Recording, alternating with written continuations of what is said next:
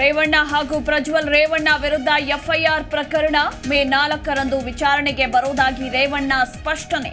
SIT ತಂಡದ ಮುಂದೆ ಹಾಜರಾಗಲಿರುವ Revanna.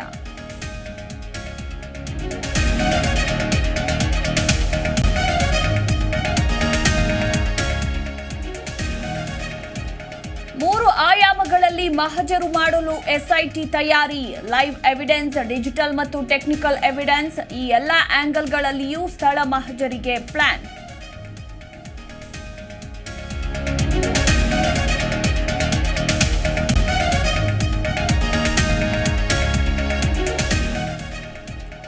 BJP JDS ಅಂತರ ಕಾಯ್ದುಕೊಳ್ತಾರಾ, ತಬ್ಬಿಕೊಳ್ತಾರಾ ಅವರಿಗೆ ಬಿಟ್ಟಿದ್ದು. ಕಾನೂನಿನ ಚೌಕಟ್ಟಿನಲ್ಲಿ ಏನು ಮಾಡಬೇಕೋ ಮಾಡ್ತೀವಿ, ಯಾರನ್ನೂ ಬಿಡುವ ಪ್ರಶ್ನೆಯೇ ಇಲ್ಲ ಎಂದ ಪರಂ.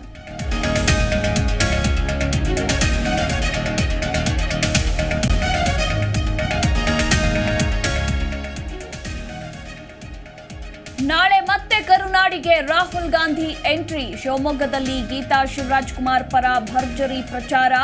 ಸಿಎಂ, ಡಿಸಿಎಂ ಸೇರಿ ಕೈ ನಾಯಕರು ಭಾಗಿ.